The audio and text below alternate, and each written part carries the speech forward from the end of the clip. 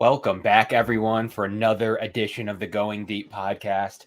As always, I'm your host today, Kevin Massare, here with Mike Bundt to talk defense today. We mentioned it last week. We would get into defense, lots of corner talk, lots of stuff to get into at the linebacker position, some rumblings at the safety position. Going to get into all that. Does defense win championships? That's the debate for today. Mike, how you doing?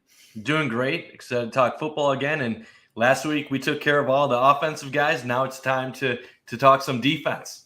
Yeah, fair enough. Lots to dive into. And I think right at the top, let's talk DBs. And that's kind of the segment that I wanted to start off with today. And I wanted to get into that a little bit. We need to talk a lot about the position of safety and cornerback, right? I mean, that's just the hot topic for today. But more importantly, let's talk about the DB position. Safety, like that is one we wanted to touch on early. The Jordan Poyer conversation, him signing a brand new agent, a high-end profile agent, and Drew Rosenhaus. The tweets coming out from his camp and within his side. So basically alluding to the fact that he wants to get paid more money. Mike, what do you think about all of that compassing all happening here right after Diggs signs his massive deal? I mean, it's a lot to process, but it makes sense from Jordan Poyer's point of view. I don't think any of this is really a surprise. This is a guy that's been great for the Buffalo Bills since coming here.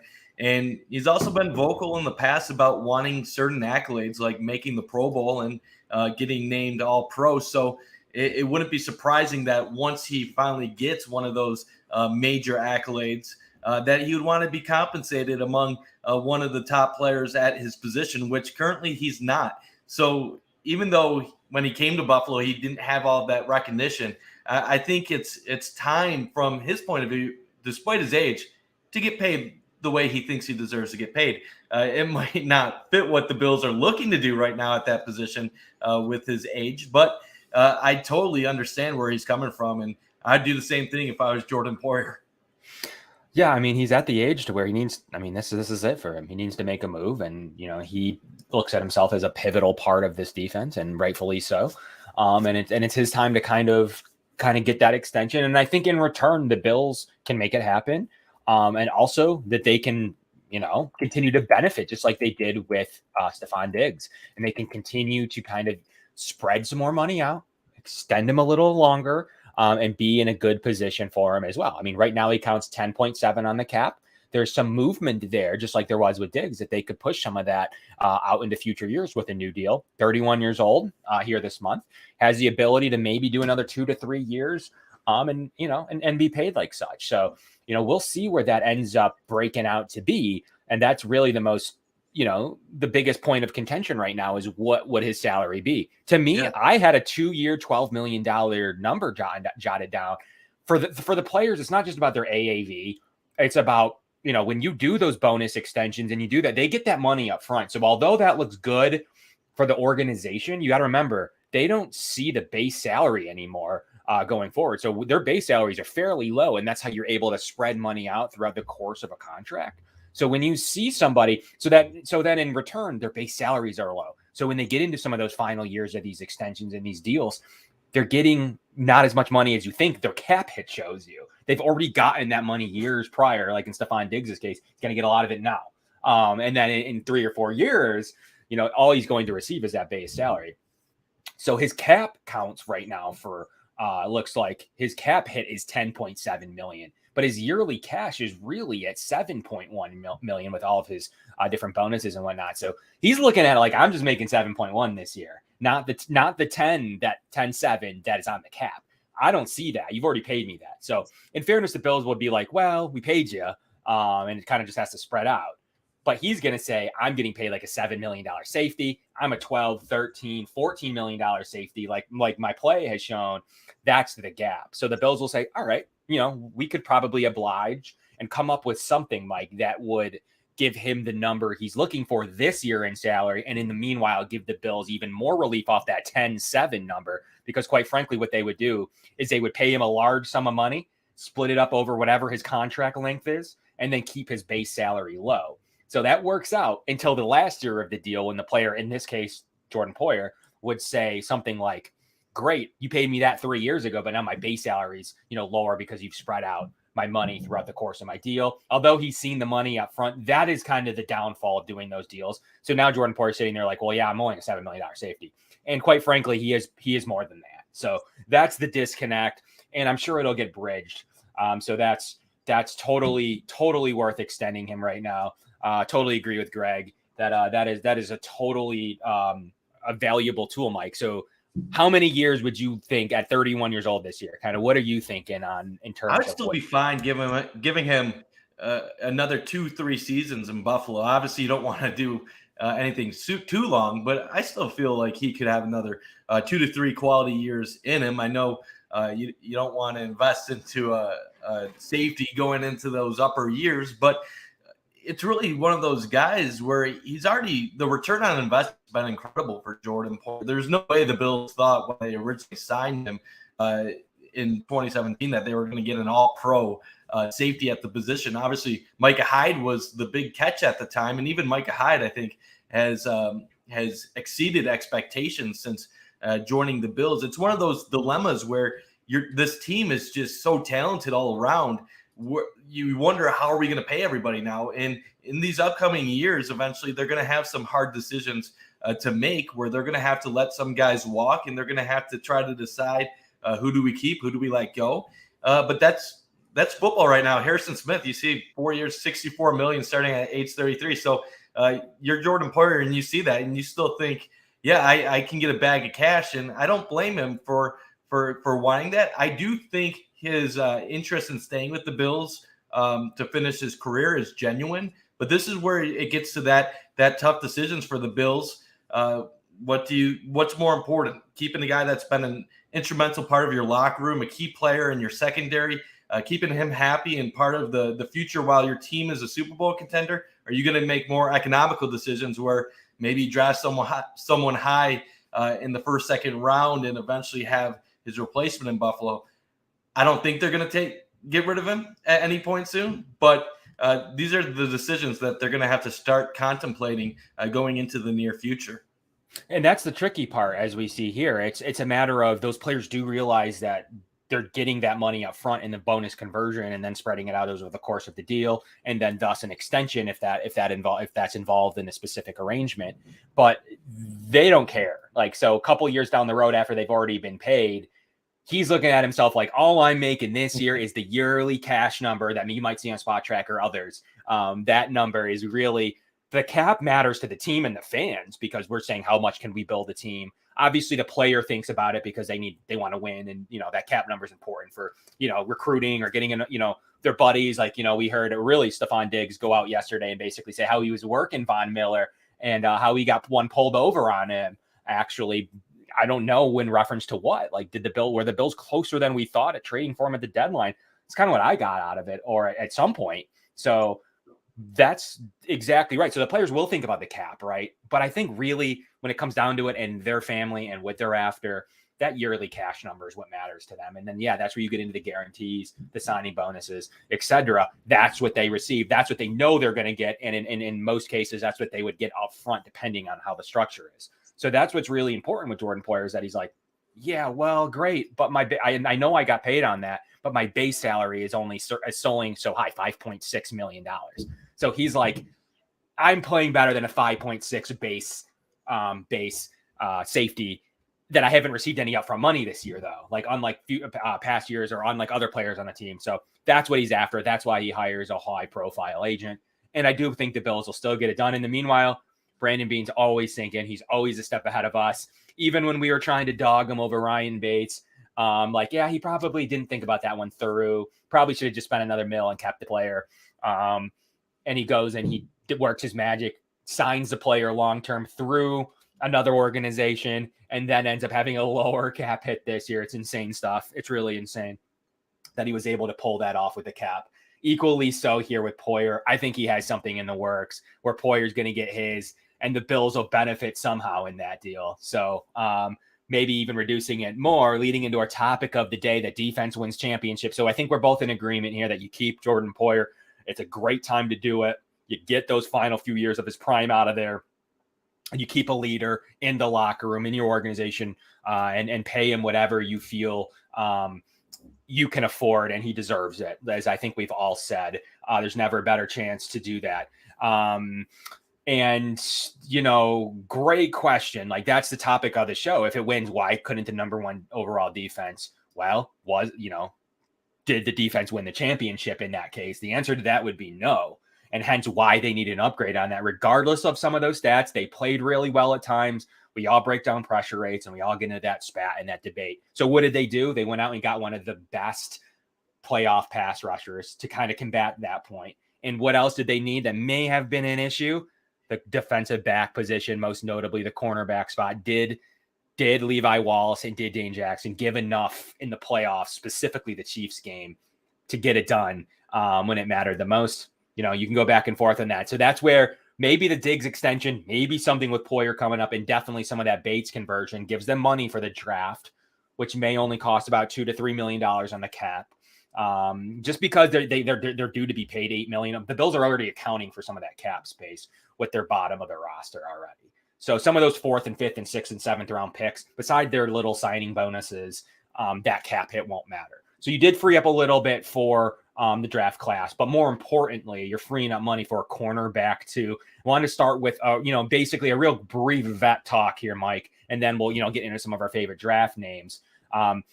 Is there anyone that sticks out to you that's still on the market? Stephon Gilmore, Joe Hayden, trading for Bradbury. What do you think as of April 8th today? What are you thinking that the Bills should do with the vet position now that they're sneakily building a little cap space?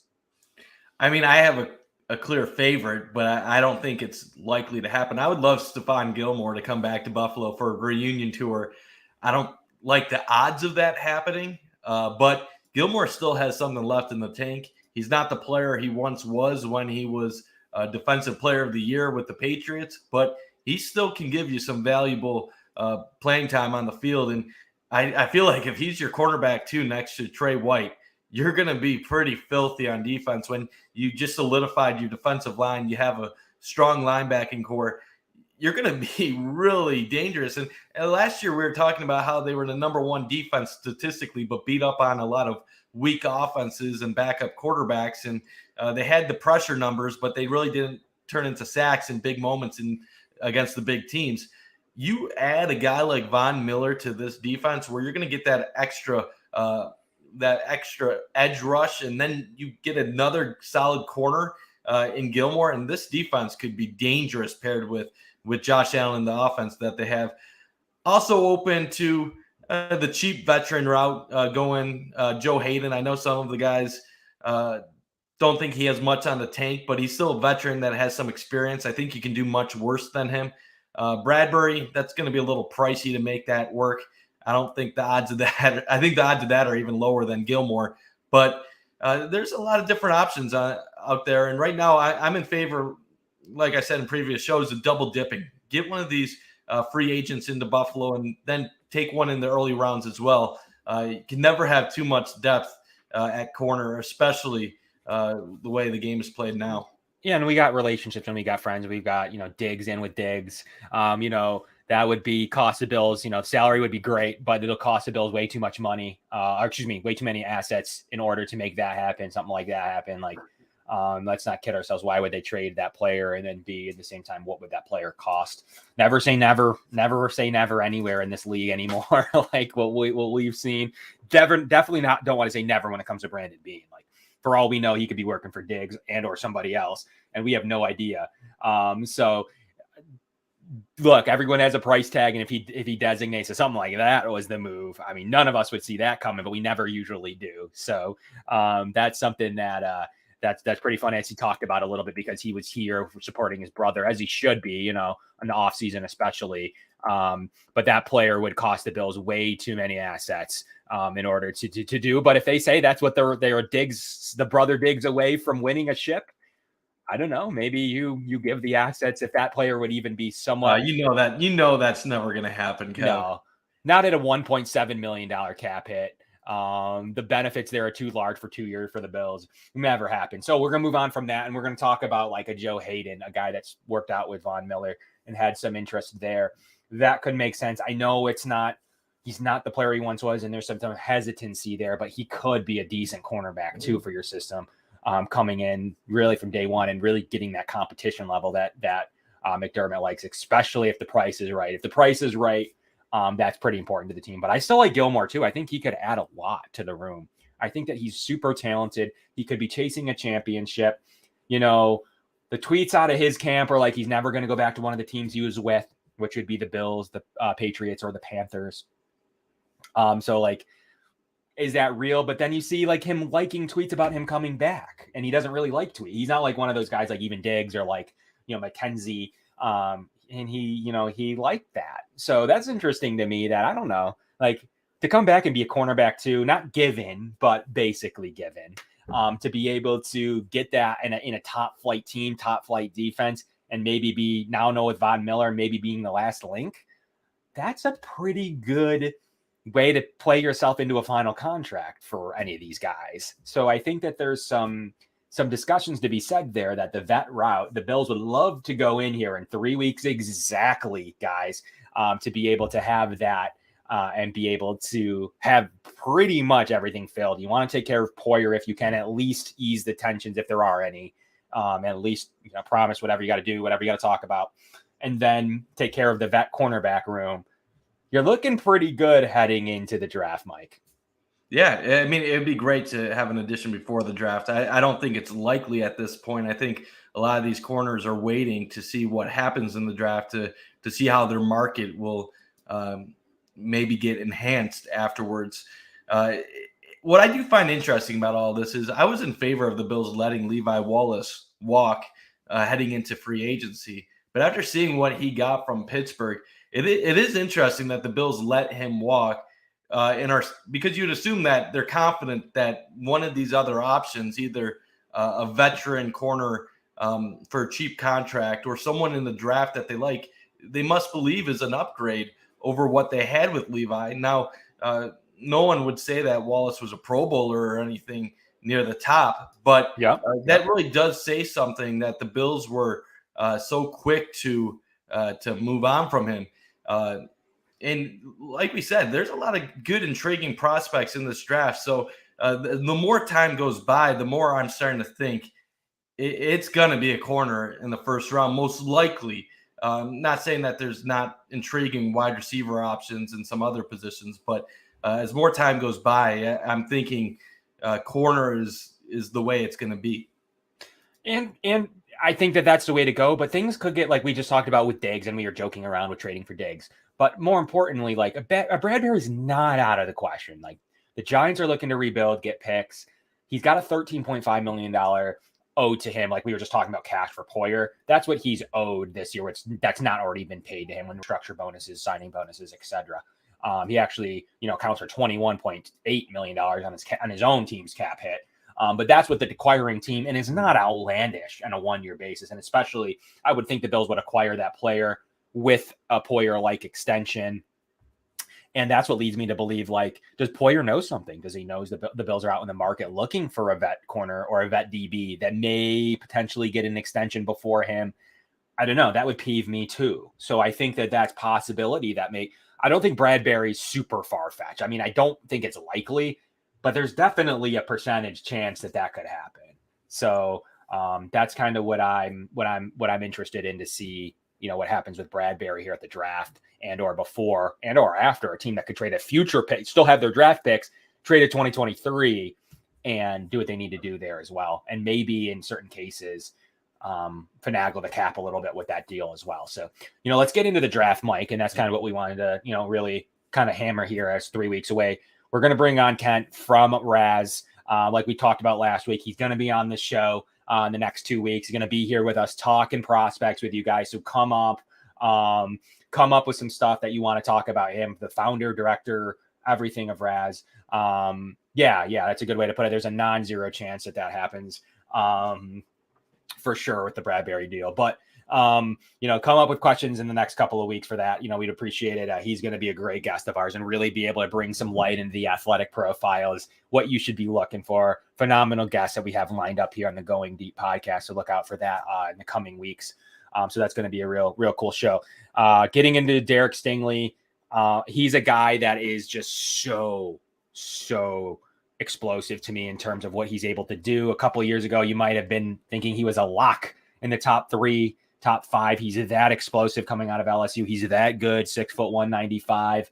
He just does it all. You know, he kind of aligns like a Marshawn Lattimore type of corner, can just do it all. Can he be available in a range, especially with Sauce Gardner rising up the boards and potentially being the first corner in the top 7? Will that push Stingley down into a reasonable range where the Bills are like, yeesh, we got to think about this now, Mike? So those are kind of the top end guys that we're talking about now. Stingley, Sauce Gardner, a couple of big names that would immediately change the game for the Bills.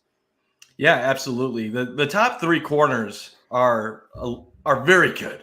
Obviously, Sauce is getting all of the pre-draft hype as the number 1 top corner in this draft coming out of Cincinnati.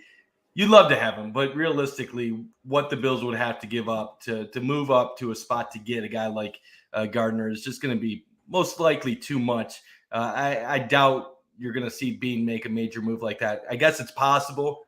I don't think it's likely. Stingley, he's a top-end guy too. He might be an even higher upside from just overall athleticism, what he brought to the table in 2019. He was regarded as one of the top corners in all of college football at that time, but he's dealt with a lot of things the last couple of years. He's been hurt. His play on the field hasn't been at the same level since he's come back after that 2019 season. So there's a lot of uncertainty with Stingley.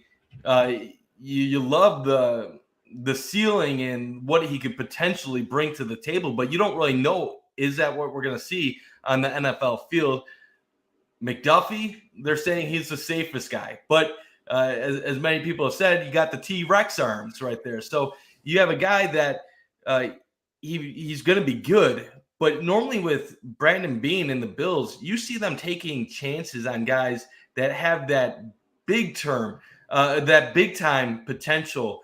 You go after that athlete that's shown flashes, but you think that they can get to that level even higher than what they've seen. McDuffie wouldn't really fit that from that example. And then you got Booth from Clemson. I think he's starting to become a potential pick for the Bills, where he might slide right into that late mid-round, first-round area. And I would love the Bills to get a guy like Booth right now. And we can talk about some of the other corners later, but those are my big 4. Obviously, the 3 is Sauce, Stingley, McDuffie. But I think Booth is on that 4-5 range with the cornerbacks, and I think he could be a great fit if he drops to 25. Yeah, and there's a couple other names to like really pay attention to, and I think that those are the ones that I really, could be interesting here for the Bills, like a Kobe Bryant. Like, he's a name that could be interesting in the 2nd round. Can you really wait to the 3rd round for a guy like that? That's what's interesting to me. So I really do I have jotted down some stuff that I like from him a lot. And he's a name that, I don't know, from Cincinnati, he has a lot of really good film. I like what he brings. So I think he's a name to watch out for. Like, seriously, watch out for Kobe Bryant in a Bills uniform. I think that he could bring some really good stuff. And yeah, like Andrew Booth is a guy that, quite frankly, could add a lot to this team. Will he be there? He's not a guy I personally want to trade up for, but will he be there at 25? That's what the Bills are wondering. That's what the Bills are hoping for. A lot of people think he might be the 2nd, 3rd best corner among this class. You never know. It's all projections, and that's the thing that the NFL, what makes the NFL draft so amazing is we spend all this time every season watching college football, then talking about it after the combine and going into the draft, and we get to the point where we think we know everything, but the truth is we still know very little. And a lot of times what you see around this time of the year is a lot of groupthink, where you just regurgitate the same thoughts and ideas that everyone else is saying, because you're afraid of being that person that has a contrary opinion and get called out for it and be very wrong. It's the reason why so many people were down on Josh Allen as a prospect, because people just kept repeating the same bull crap over and over and over again. And because everybody was afraid to be that one person that might have actually thought maybe this guy could be good. But the top 4, definitely think those are some decent guys. You're going to hear other people mention names like Kaiir Gordon. You got Elam from Florida, Tariq Woolen. So there's a lot of names out there. The question is, do the Bills want to invest in one of the top 4 guys in the first round, or are they comfortable waiting till the second or third round to get a guy? Because there is depth at this position, and there are going to be a lot of guys on day 2 that the Bills could potentially target if they're comfortable. And a lot of that will be depending on if they have another free agent corner in the mix. But if they're comfortable, they can wait. All depends on what I think they do in free agency. Yeah, I think free agency takes a little sting out of how takes a sting out of needing a player like Stingley, right? I mean, I think that's really what it comes down to, and to think of other players like Cam Taylor-Britt, a guy I like, and we're going to talk about with Kent, definitely a guy that's a RAS genius, a guy that is athletically gifted, can do everything, probably rising up draft boards into the 3rd round, potentially even higher. We'll see where those guys kind of go. But Cam Taylor-Britt is a name to watch out for as well. He's a guy I've always liked. He's a guy that you can probably target as a cornerback too, and definitely, hopefully, get with your late day 2 pick. Maybe if you needed to rise into the 2nd round. I don't know where his avail will end up for the team. It's tough to always know. There's those lines in the sand, and if the Bills designate that athletic profile to be good enough, you don't want to wait, and you don't want to hope that he's there late in the 3rd round. So it's one of those things where, can I get an impact player? And maybe it's Cam Taylor-Britt. So he's a guy to watch out for as well. He's a name I really like, a guy that can really do everything out of Nebraska and has a really good athletic profile. So that's something where I'm like looking at a couple of names that I like, and do the Bills wait? Like, that's kind of, they've proven that they can win with not 1st round picks, even though they have one in Trey, but even late in the year, they proved that they can win with UDFAs and 7th round picks. That doesn't mean they want to just because they can. It doesn't mean that, they wouldn't prefer to double dip. They wouldn't prefer to do 3rd and 4th round. They wouldn't prefer to do anything like that. So I think that they're very strategic with cornerback. Doesn't mean they need a top 25 pick, but I still think that they would like a day 2 player, a very likely hit in their mind that could come in and be an impact player at the cornerback 2 spot, just because they haven't, and they had made a good story out of Levi. Even Taron Johnson was a 4th round pick, so that's not a UDFA, but it's not a 1st round pick. So I think even that they would like to have a little bit higher on the board to have a little bit better chance to hit for sure, even though nothing is guaranteed. You'd like to limit that risk profile on a team that needs to win now. So I think you're looking for win now players on the Buffalo Bills, Mike. I think that's the number one thing an evaluator would do. You can't sit on players. That's the kind of the struggle with Jameson Williams. I saw in here earlier, and just before we get on to the rest of defense, would you pick a running back? I saw someone ask us that. And like, if you've tuned into our past show, please go back and listen to our offense show last week. Kevin absolutely would take a running back. So how high? I still get a little squirrely if it's too high, but I am so full 25th overall running back. Like, that is not out of the question for me. If I was 12, if I was 13, I get a squirrely with that. But as we've broken down in that past show, the combat to me in the cornerback position is the running back room.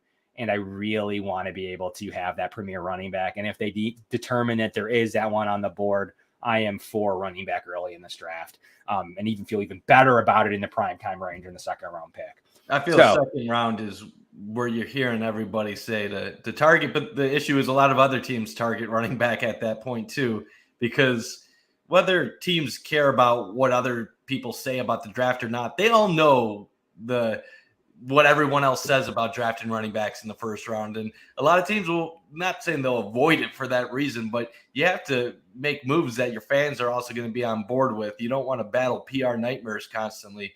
But yeah, Breece Hall would probably be the only guy in the 1st round that would be worth a pick. The rest of the running backs, definitely probably more 2nd round targets. Not that we'd be against it, but it's kind of filling the way everything's shaping up. Corner is going to be a position where you're going to have a lot of guys that you look at 25 and say, this is right around where they deserve to go. And it just so happens to be a position of need and a position where the Bills need to upgrade. So if you look at the draft right now and the Bills' holes, it's kind of shaping up perfectly for that. Not saying they have to go that direction, but the way they attacked their offseason needs, you could have said maybe defensive line would have been an issue going into free agency, but they took care of that. They made the line, they solidified the line going into free agency, and now you look at the rest of the defense, I mean, I guess they could go a couple different ways, but it's really hard to see them not go corner, possibly wide receiver.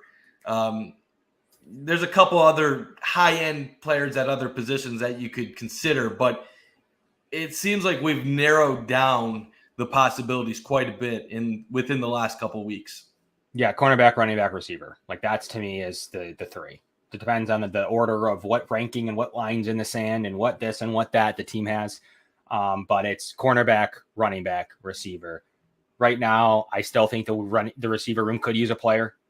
We'll talked about that on the previous show as well with the running back room. So cornerback is pretty important. And I think you've seen some names rise up. And, to me, everyone has their rankings, but I still it's interesting to see the dual Washington cornerback still pretty high. Kaiir Gordon, 6 foot, 194 from Washington, just like Trent McDuffie. That's an interesting one that seems to be the real trendy name. And I've seen, we're seeing him being mocked in the first round now, guys. So he's someone to keep in mind for the Bills as they're up there. Whatever they determine to be their profile, I would definitely not count him out. So he's definitely somebody that is making waves to be aware of in this upcoming draft, because quite frankly, he's risen his way up to around where the Bills pick. Kev, I'll even throw this at you. Is it possible the Bills could go corner, maybe wide receiver, running back in the second round, then back to corner in the third round? I know we keep saying, and I still think it's a strong possibility that they'll sign a veteran corner to be the number 2 man. But if they're confident in the depth of this class, I mean, to get 2 guys, rookie contracts, it's not the worst idea in the world to attack it twice early in the draft. If you think that's really your one glaring hole, still wouldn't stop you from signing someone if you want that safer option where you have some tape and more experience. But it's one of those things where this team is not saying there's not holes. Every team has holes. Until you win a Super Bowl, you're not perfect. But this team is just so strong in so many areas. They can afford to really attack this need at corner more so than maybe what they would another position. Of course, I would love to spread out that wealth, but I'm really not against double dipping in the draft a couple times in the first 4 rounds if they have guys that they like, just because you never know. I mean, NFL GMs, Brandon Beane's great, but they do miss, and you double dip, you minimalize those chances of missing and have a better chance of someone stepping up that'll be ready to contribute at a hopefully decent level this upcoming season in a year where you're expecting to compete for a Super Bowl. Yeah, and I think that's what it comes down to. The double dip is something that they've done, I think, for that same reason, is because they want to be able to limit the risk. And by that is missing on one of them doesn't sting as much as not having a cornerback. So I think it's possible that the double dip is in play. And I think the team sees how the draft board works out. And maybe that's what happens before the vet player. They see if they're able to double dip and to see if, if that's something that they'd like to do. And then if they don't have the right players, they don't have the right values, single dip, and then bring that vet in and maybe even pay him a couple bucks for waiting. So that's very possible that the double dip is in the cards. They've done it before. So I have to sit here and say, yeah, the double dip's in the cards. And how do you feel about linebacker? Personally, with Tremaine Edmonds, obviously, I just saw a comment asking about linebacker. Do you think that's a possibility? I know the depth of this class isn't considered that strong overall. The top 2 guys are considered first-round picks talent-wise. But do you think linebackers in play at all in the draft, or does it really need something to happen with Tremaine Edmonds to really get those to get that going? The Bills are looking for a starter in this draft. And to me, that position exists, possibly at running back, definitely, possibly at the receiver position. As strange as that is to say, I think there could be a lot of snaps there to be had from Emmanuel Sanders and others. And then you have the cornerback room as well. So the interior O-line could definitely have some potential there. I still think it's pretty deep. I still think now that you're even spreading more Bates money out a little bit, I still think you're expecting him to be the starter at the interior, even though you have to think about guard. Beane's been good enough to think about guard on a year-to-year basis. And I don't really think you need to stack the blocks and stack the books with a guard, hoping that either someone gets hurt or that you lose Saffold next year. I just don't like that stacking that necessarily when, maybe you could address that a little bit later, have a good depth player in there and really get an impact starter for your organization. And I think to your point, could it be at linebacker? I don't see it personally. I love Nakobe. I think he brings a lot to the table. I think he could be a really high-flying leader. There's a lot to like about him personally, but there's just what you need to do something with Tremaine Edmunds. So if you determine that he's going to be here and or you're going to work something out with him, I don't see the need for linebacker immediately. So right now, as of today, I've seen nothing that shows me that he won't be on the roster. Until he isn't anymore, then I think that the discussion would immediately change to a couple of really good names like Nakobe Dean.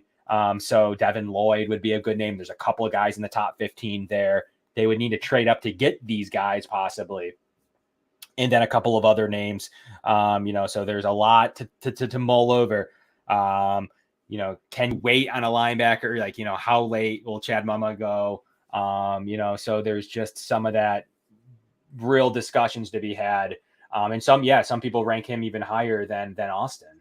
So that's interesting in terms of like what you would do like with your picks. Like, do you go receiver, linebacker, cornerback, linebacker, receiver? I think that you only include linebacker in the discussion if you're like positive Edmunds is gone. And it seems like we're trending that way for really where we ended, where we weren't positive of that. And very quickly over the last couple of weeks, we are. So as of right now, they have an expensive starting linebacker, 2, on their roster. And once again, like I said, at the guard position, unless you really don't think you're going to have that player, you can then now add linebacker to the list. But if you think you have that player, to me, it's tough for me to sit here and think of this Super Bowl winning roster right now today. Thinking about linebacker in 3 years doesn't overly get me going when you have Matt Milano on the roster for sure long term. I don't overly care enough to like be building at linebacker because I think that Bean and McDermott can always find the right linebacker fit, Mike. So that's what I'm trying to say. If they need it this year, though, to win a championship, linebackers immediately on the list, and it's immediately top 2. So that changes it. And then, but hopefully you're getting a pick to compensate for that fact and to change the salary cap and to change some of those things. So you're trading in the salary and the player for a pick, and then being able to, why do you need to save that salary? So to me, it would be like the ability to get a Bradbury. That's why you would move that, Mike. Yeah, if you're going to get rid of Edmunds, it's because you have something else salary-wise. And linebacker has kind of turned into the offensive equivalent of running back. It's a position that's gotten devalued in recent decades as priority has really been placed on corners and edge rushers. Not saying you don't need good linebacker play, but it just doesn't have the same value that it once did in the past. Tremaine Edmunds, he's such a polarizing player to Bills Mafia. Some people love him, some people hate him. Overall, he's probably not worth the money that he will eventually get down the line, but he is a good player. He's not this horrible guy that so many people make him out to be. We did the same thing with Stephon Gilmore before he left the Bills. Coverage linebackers are super valuable. Definitely agree with that, Ron. It's just something where teams just don't invest in them the same way that they used to. And you already have one solid linebacker on your team in Matt Milano. So when you look at the defense here and you're thinking, what's holding this defense back? You're not thinking linebacker right now. You're thinking, well, we need that number 2 corner across the field from Trey White. And if it took them to get rid of Tremaine Edmunds to have the cap or to have the flexibility to go after a corner that would get the Bills to the next level, I'd be okay with that. I just have my doubts that that's actually something that's realistic out there right now, nor do I know if Brandon Beane and the Bills would actually consider something like that. Edmunds is still very young. I know we can't use that young card forever, but there's still that hope that maybe he can take it up to another level. I don't know if we ever will see it or not, but it'll be interesting to see how things play out because, like we said earlier in the show, eventually we're going to have to start talking about tough decisions and who do we pay, who do we not pay.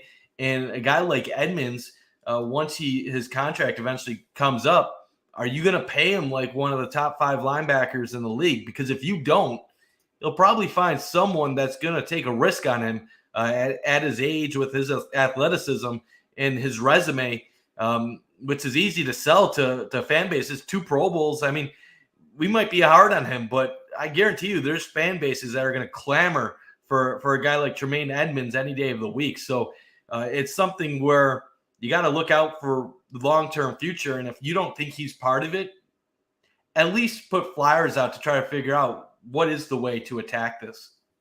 And I think you need to do something with the asset too. So I think you need to determine, if I trade him, there's still some, no matter who the player is, there's still some risk hitting his replacement. There's definitely some salary cap freed up, $13 million as you know, we talk about it. There's some salary there. You don't need to free that up if you're not going to do anything with it. Yes, you can roll it over, but the Bills are in a win now mode. They're not in a, how do we move money to future years because we need to think about the cap in 5 years from now.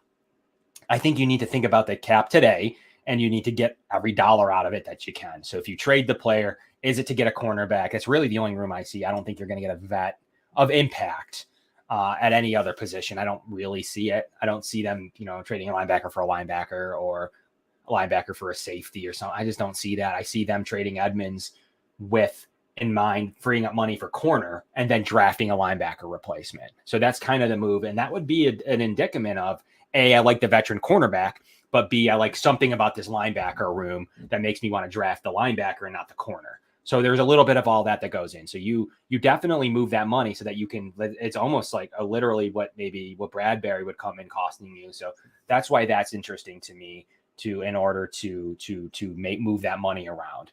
Now, I think that can you get an upgrade at the linebacker while you're at it too? So could you save some money and upgrade to a player like Devin Lloyd? I don't know. I think that's an interesting thought, that the Bills think that maybe they could upgrade linebacker. We talk all the time about, can they get as good as linebacker play if they trade Tremaine Edmunds? Maybe they're thinking they could upgrade the position. I don't know. I think it would be interesting. If they traded the player, I don't think it's just a salary move.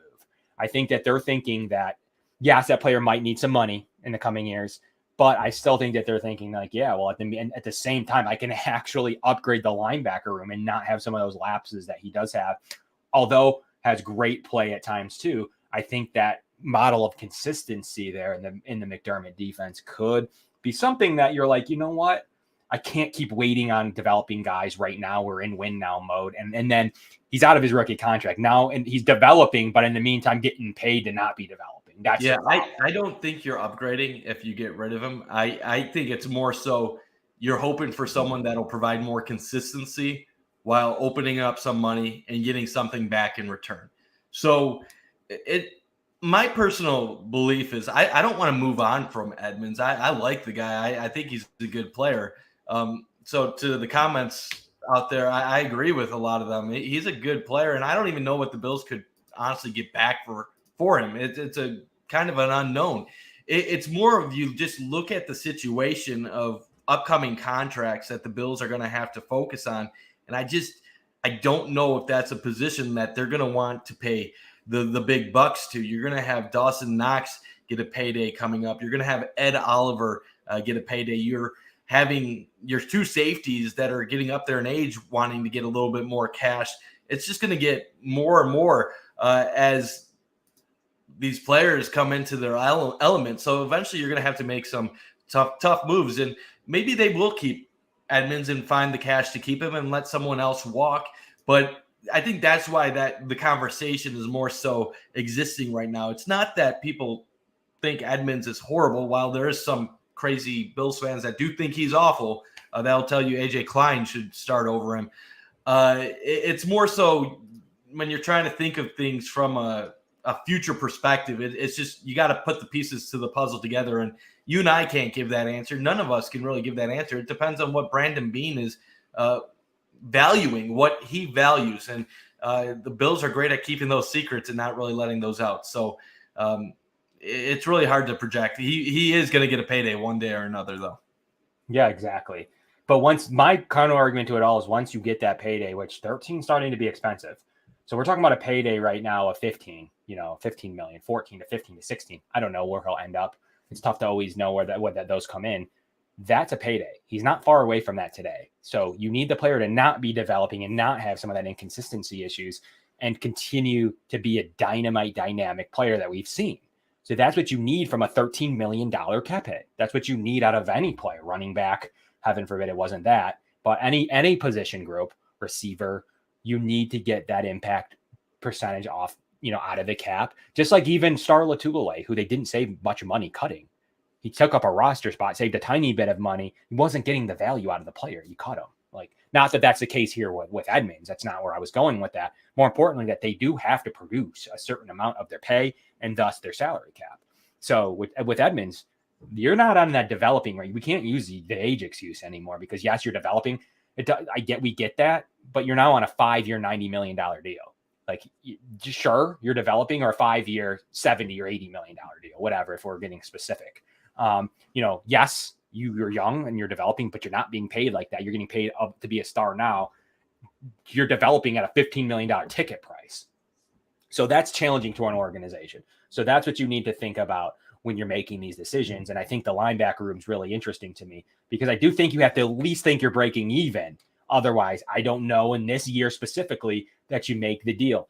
The only thing you could have in mind that even if you take a little bit of reduction at the linebacker play, gain a little consistency, but you do get that 4 years of that player at a reduced rate. And if it's a first round pick, a 5th year in that 5th year option, Mike. So I think that all those factors could play into why you would make that swap. It isn't like, you traded a player and just took his replacement.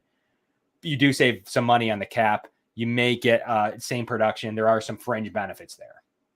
Yeah, no, absolutely agree. Just have to see how this one will play out. I feel like he's going to be part of the team this season, and that it's going to be an issue that's pushed off till next offseason.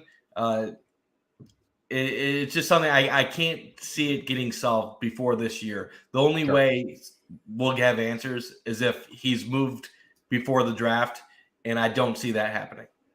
Yeah, for sure. So there's a lot to think about there. Linebacker is an interesting room, and it's tough to really say what could happen. Because Brandon, if the players on the roster, I don't consider linebacker high, even though you could potentially need a replacement even as soon as 9 months from now, 10 months, 11 months from now. The problem is the teams win now. Developing a linebacker behind your linebacker that may or may not get paid is a little bold to me for a roster that, quite frankly, could get production out of a corner, quite frankly, could get production out of a receiver, quite frankly, could even get production out of a primetime running back. For me to then say, and even more, and then even an argument at interior offensive line, which I don't love right now. But more importantly, are you going to get that production out of a linebacker when you have Edmonds? You're not. I mean, you're just not. You're hoping for another interesting thing with all of this is in baseball and hockey, when you have a guy that's about to be a free agent in a year and you don't have plans for him beyond that season, assuming you can't get a contract extension or something like that, normally you would look to move the person. But I think with the Bills so close to being a Super Bowl team, they're not in the position where they're going to trade somebody for assets that are going to help them 2, 3, 4 years down the line. When Stephon Gilmore was coming off his great year, not great year, his final year in Buffalo, fans were ready to kill him at that point. What am I saying? The Bills let him walk, and they drafted Trey White as replacement in the first round, and Trey White just filled in. It could be as simple as, if the Bills don't like what they see from Edmonds this season, they could let him go and just draft a linebacker in the first round next year. Not saying that's the smartest way to handle it, but if they're trying to compete and win it all, there's an argument to be said. Even if we're not going to get the assets in return for him, we need him to win a Super Bowl. We're going to keep him and just hope that we can make something work out next season. But that's still a long way away, as I said a moment ago. Yeah, and linebacker is an interesting position that we'll see what happens at that in general. But if you keep the player through the draft, I don't think that linebacker is that big of a need. Yes, we can talk about injuries till we're blue in the face. There are 2 starters in this defense and really 5, defensive back starters. So I can't sit here and say what happens if someone gets injured, but what happens if Poyer gets injured?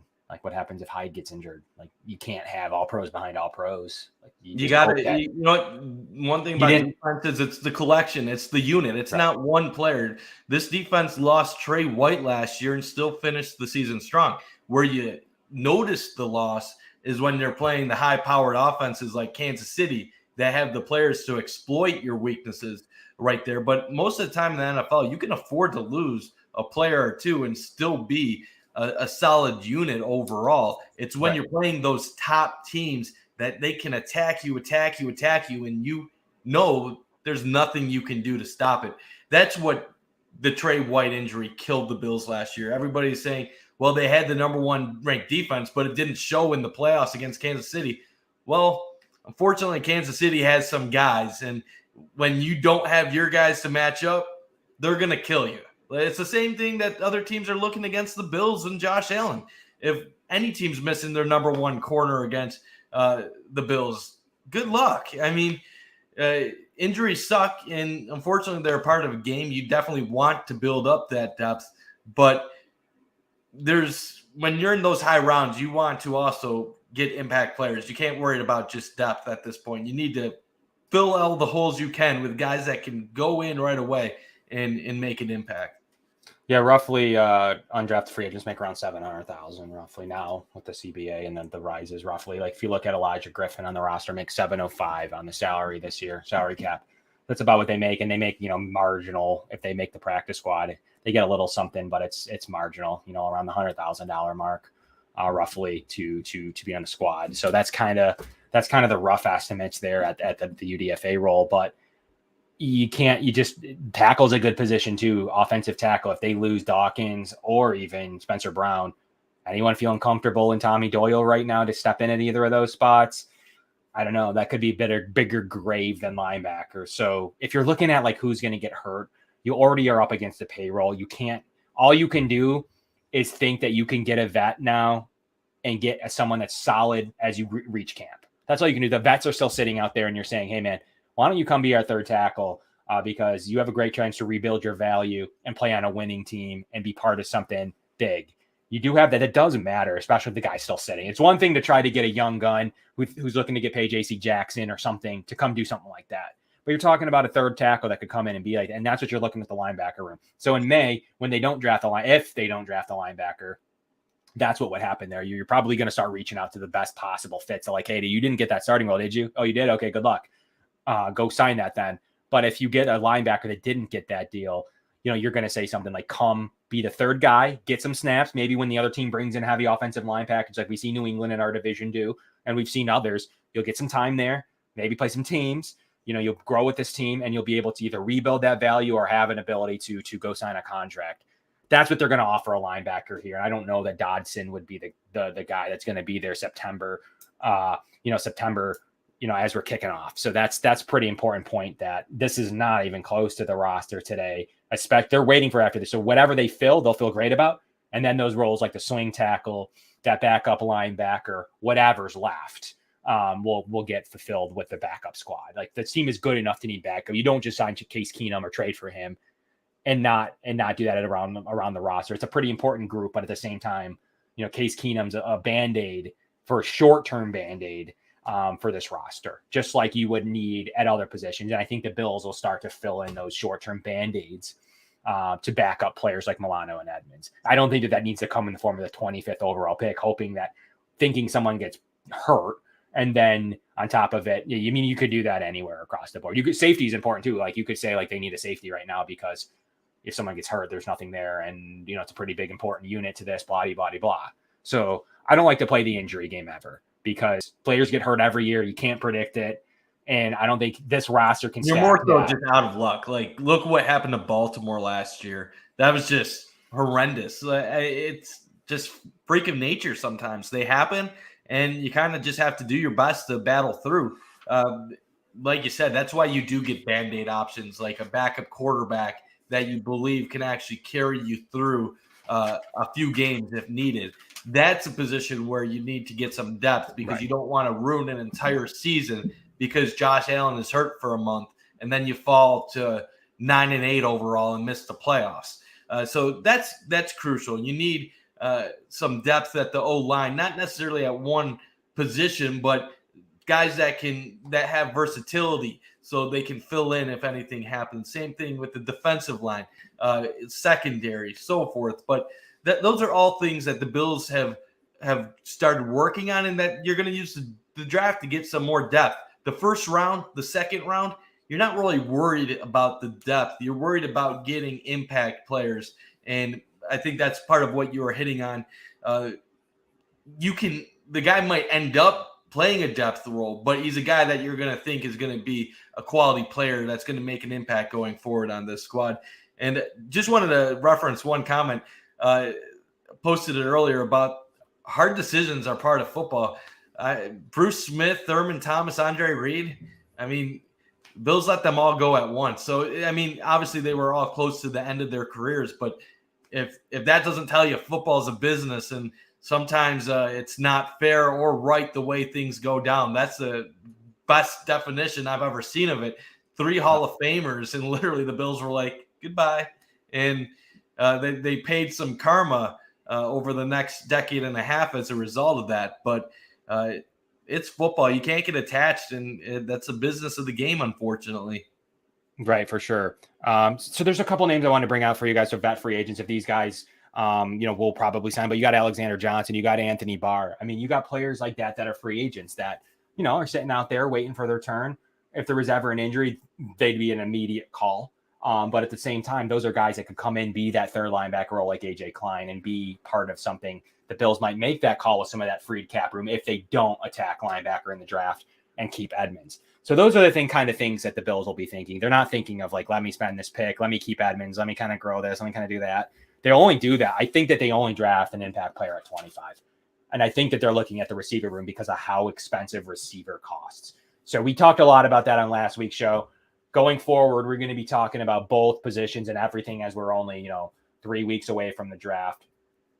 So there'll be a lot that we can still kind of break down. Smash the like button, smash the Facebook page for us, if you don't mind. And then we're going to bring in Kent from Raz. We're going to really, really hammer in on some prospects, guys. So come up with some questions for him. He's a really great guest that has to be part of this. And right now, the way that the roster looks, you would think corner is the number one need on this roster. Does this team draft what their number one need is all the time? They kind of did last year with double dipping at the end. But I don't know that Brandon Beane always drafts with that in mind. So that's not necessarily a really good indicator on what the team's going to do, Mike. So I don't know that. Knocking on that wood. Yeah, there you go. I don't know that there's that indicator that the team will go ahead and draft their number one need, especially with that number one need could be changing in 3 weeks. So you can't just have a board of only looking at cornerback, only looking at quarterbacks, being pulled off a deal for Bradbury. The next thing you know, like, actually, you don't need a cornerback. like we want to put that somewhere else now. Now we're caught off guard at linebacker. Now we're caught off guard at running back because, we thought we were going to draft the cornerback. So I think that there's a lot that can happen here over the next even 3 weeks. It's funny to say. And even on draft day, he needs to be ready that if they come like, hey, man, we got Bradbury for you. We need to make this move now. You want to trade me, whatever. The team's got to be ready for that situation before their pick that maybe Bradbury's in the cards during or after the draft and then make adjustments. That's to me what'll be an interesting fascination. If the Bills don't go corner, you'd have to think they're in the works on something. Like you would just have to immediately think like they didn't take corner in the first 3 picks. That to me smells very fishy, Mike, if they do something like that. Is that what you would think if they went linebacker, running back, receiver or something, and they didn't dress cornerback? What are you thinking? I'm thinking they better have something lined up or else we're in some trouble going forward. But that's where my head would be. I would assume if they don't take a corner in the top 3 rounds, that they have a deal just waiting, pending on what happens in the draft. I think it's highly unlikely that'll happen that way, but something has to give. We're either going to see the next starting corner early in this draft come to Buffalo. We're going to see the Bills sign a corner shortly after. If they go wide receiver in the first round, I think I'm going to think there's a higher chance of it being a vet. Obviously, we don't have any inside information regarding who that guy might be. The rumors with Stephon Gilmore, I felt like Bills fans overreacted to that a little bit this past week. It seemed like more speculation than anything from the reports I read. Nothing that really connected the Bills and Gilmore, more so saying if there's a wild card team, wouldn't be surprised if Buffalo put a flyer out to see if he would be interested. Hayden seems to have more smoke right now. So I think that might be a realistic thing. The other names out there, I mean, we keep saying names and we won't shut it down because Bean has clearly exhibited he's not going to shut things down without doing his due diligence. But it's all just speculation right now. The Bills have been restructuring contracts, restructuring Bates to get more room. We all assume something is going to happen in the near future, but there's no guarantee. I think all the lines are pointing to it, but it's one of those things where we just got to wait and see until I hear something from one of the big shots on Twitter. I'm not going to assume anything is in the works until I hear something more definitive than what we've seen to this point. Yeah, and there's still like the cornerback market was still slow moving. It to me is like a really expensive market, but it didn't really pop off to me. Like, Casey Hayward, 2 years, 11 million. Darius Williams is a really good corner from the Rams, 3 years, 30 million. Like, yeah, that's a lot, but I'm talking about the top end here. Rasul Douglas, 3 years, 21 million.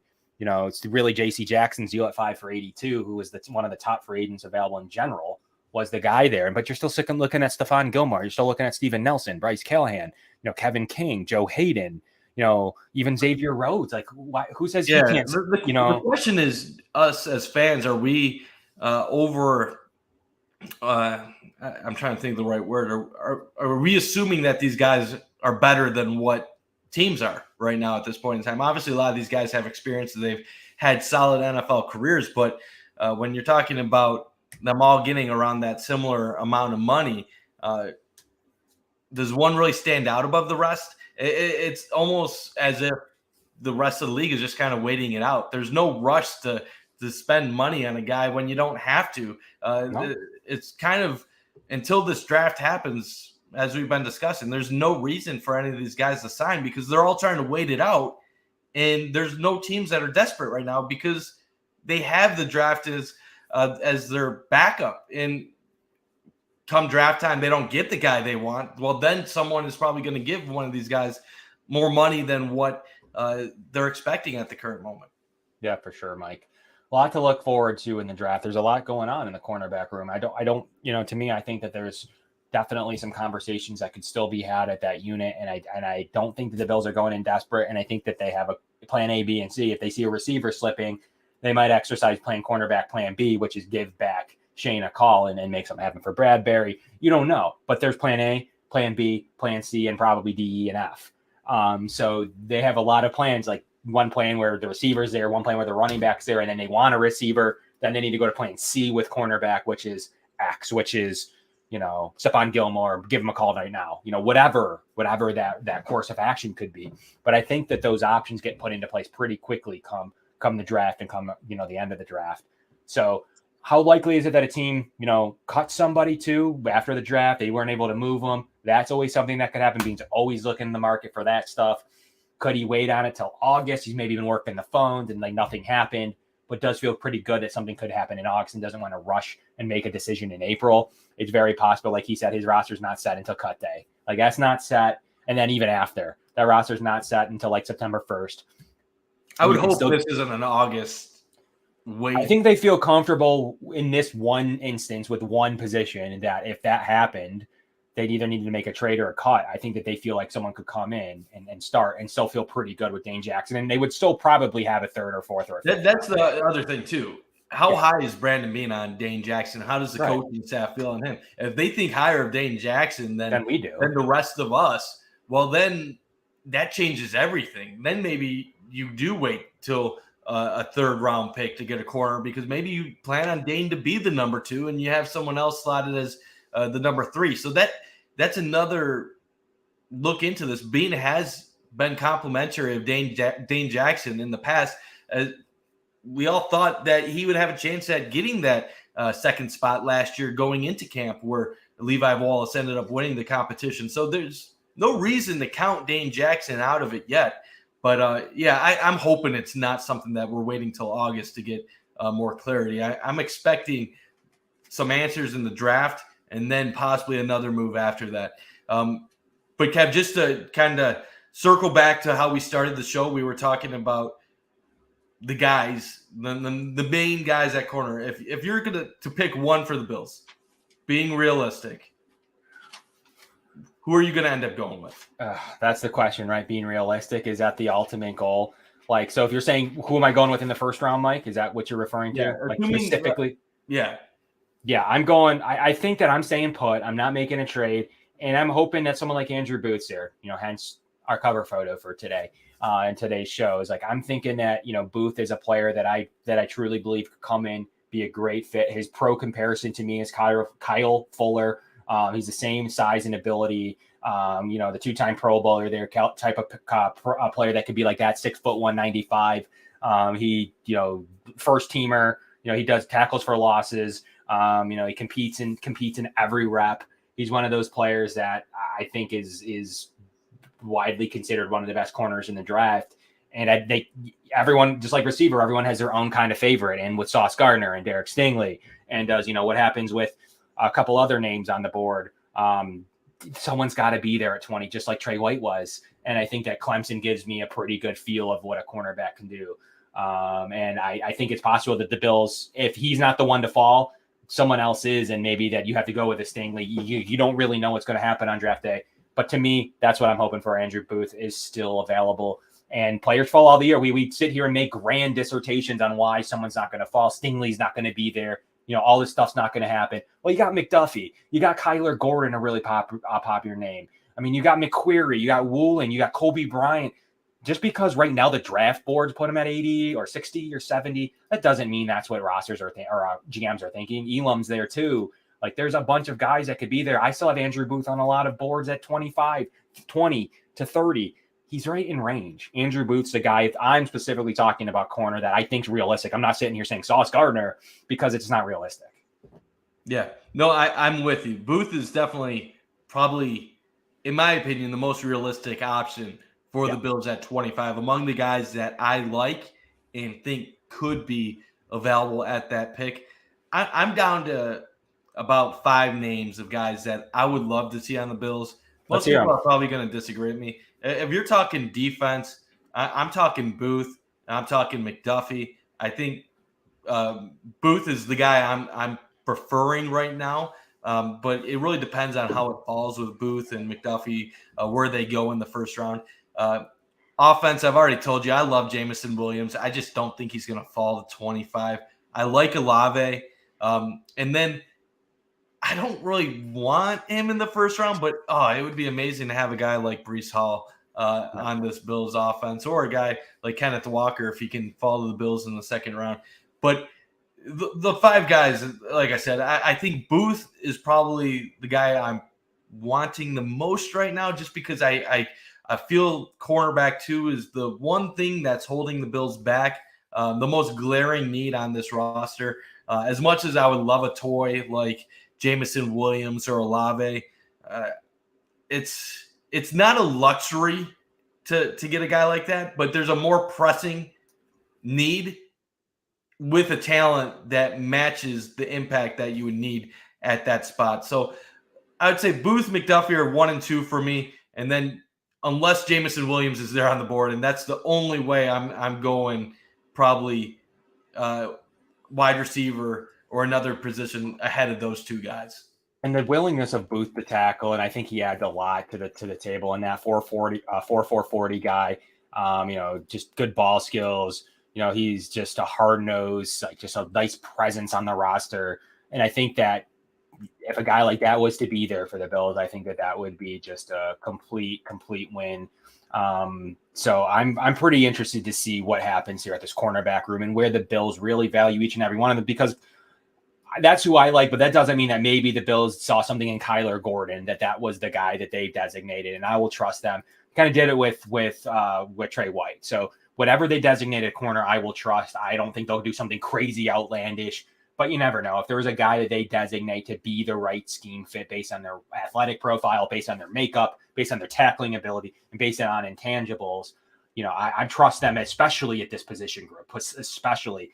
Have we made some errors on the O-line? Absolutely. But especially at the defensive back unit, I trust them fully. So if it's a name like, obviously, Booth, I'd be pretty excited about. But if it is a McDuffie, if it is a Kaiir Gordon, if it is an Elam, even though some of those aren't my favorites, I would trust them because they see something in that athletic and athletic profile to be the right fit for the team. This is definitely the fit that makes sense to me, because then you look at, like, if they sign a guy like Joe Hayden, one of the comps that I've seen for Roger McQuarrie is Joe Hayden. So, like, you could do something like that to where you're getting like a similar profile competing with each other there, Mike. So there's a lot that you could do at this position. It's pretty deep. I wouldn't say it's exceptionally top heavy, but it's pretty deep. And that's what leads me to believe a guy like Booth could still be sitting there when a team like Sauce, a team like Stingley, a team like McDuffie, and maybe even a Kaiir Gordon jumps in. And then from there, you're like, all right, Booth has a legitimate chance to be there for the Bills. So I think that's the fact. If their player, if it's Booth and he's gone, I don't see them pressing the issue and being like, let's just get in McQuarrie. Let's just do something else because we need a corner.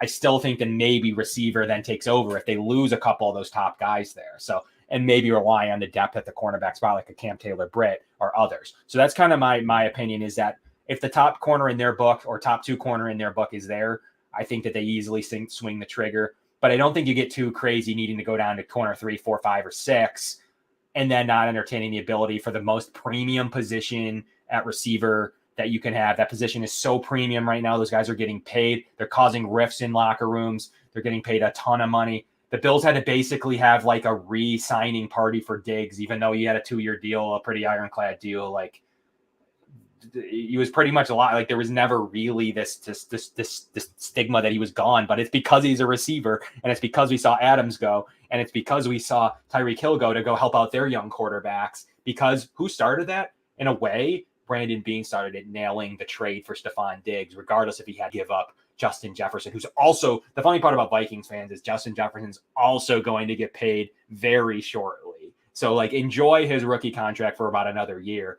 And then you can't really use we have him at a reduced rate. Well, great. You're not even in the playoffs. So enjoy the reduced rate.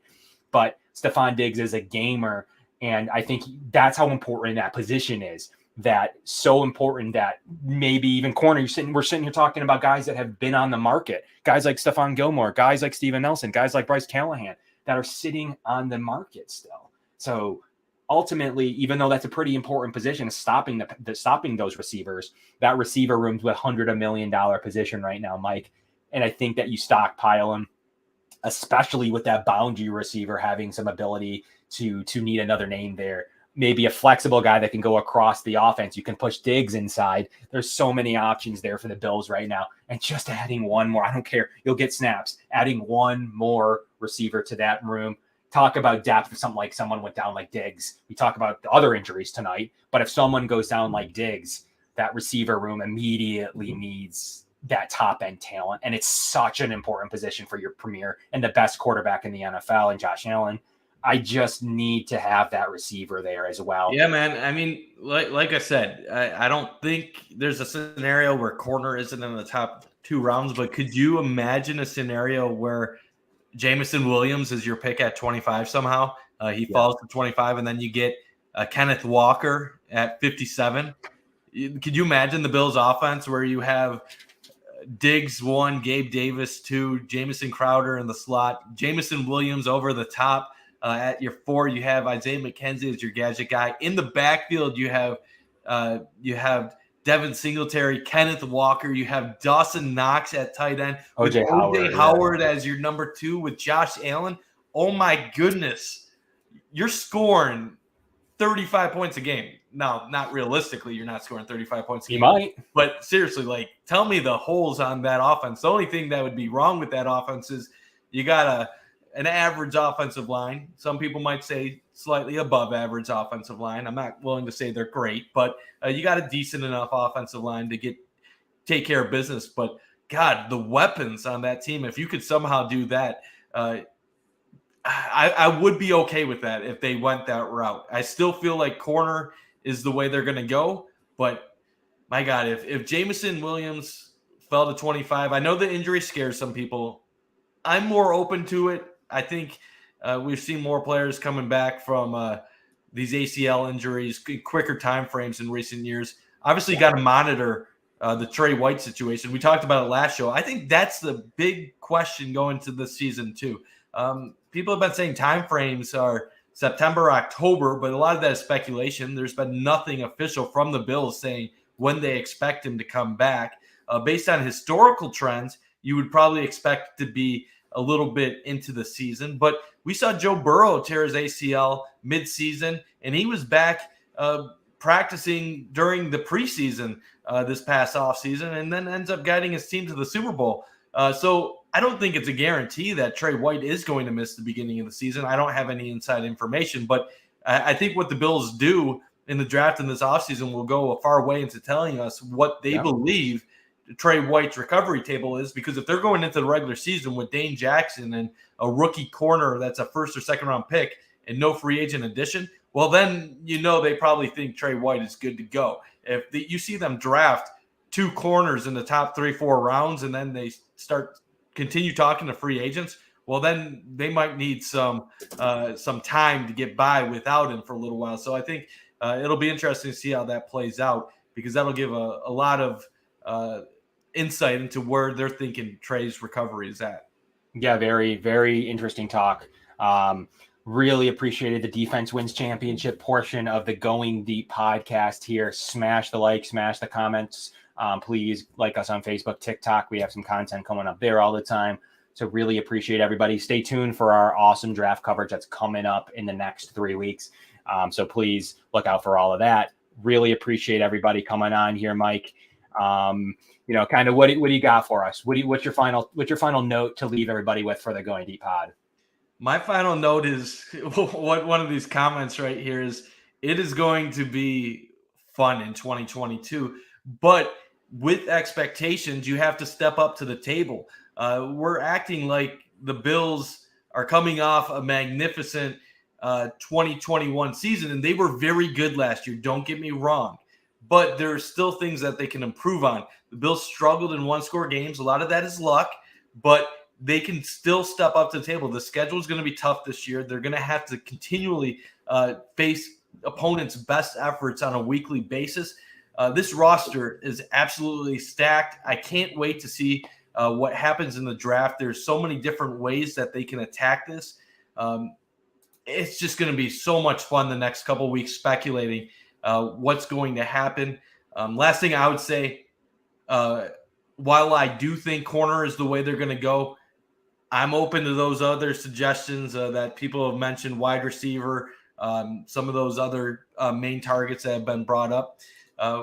Be interesting to see whatever happens. And the only thing I'll say before I go, make sure to follow us on Facebook, Twitter, TikTok, Going Deep Pod. We're trying to grow our pages, so follow us, please. We're trying to grow those, and we love interacting with all of you. So thanks for another fun Friday night. Yeah, stay with us. We call it the Friday Knit Show. We call it, like, anyone here that still likes to talk Bills, even on Friday nights. You don't have anything else going on, show up here, talk about the Bills. Let's talk about a bunch of different stuff. This has got its own, we're going to have its own community here of people that love the Bills over maybe some Friday plans. That doesn't mean you still can't go out. You can tune into us later. If you're listening to us on Apple Podcasts or Spotify, you can still tune into us later, obviously. So there's all that great stuff going on, but there's so much to dissect. We're going to have Kent play from Brass on in the coming weeks. That's going to be a great one. We're going to have everybody on, want you guys to all interact with the creator of that system. So if you have any math questions, he's at MathBomb on Twitter. We're going to have him on in the coming week. So that's going to be a really great guest to bring on right here. We all reference their scores all the time. We all reference their athletic profiles. So I do want to keep pumping that show. We'll pump it on social media too. Once we lock in the exact Friday show, we're thinking in 2 weeks, the exact Friday show and the exact topics of discussion. Really want you guys to come for that one. So that will be a really sweet addition. Also, giveaways. We're not done with those yet. We gave away to one lucky follower. We gave away that awesome jersey earlier. We're definitely going to have some really cool stuff coming, maybe some tickets, maybe some fun stuff that we'll be working on too for some cool giveaways coming here later on. So keep tuning in. One of our lucky followers that keeps tweeting and keep having good stuff on. We'll bring you some awesome stuff. So, and anyone not listening, please tweet us. Hey, if you follow our pages, we're more likely to have giveaways. So make sure to follow those pages. And we will eventually get Kendall on the show. I can't believe we haven't had Kendall on yet. I feel like every day I'm watching the Air Raid Hour or some other Cover One show seeing Kendall, and we haven't had him on our show yet. So we're going to have to get under his skin a little bit on that. So.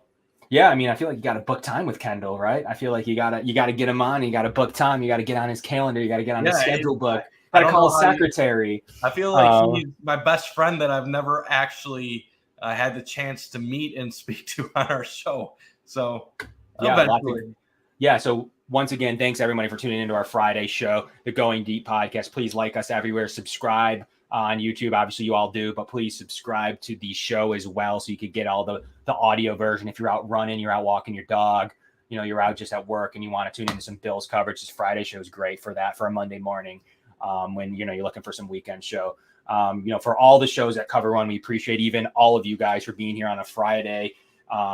And thank you so much. But from the Going Deep pod, Kevin Massare, Mike Bundt will be at you next Friday. And now it'll only be 2 weeks from the draft. We'll catch you guys soon and see you later.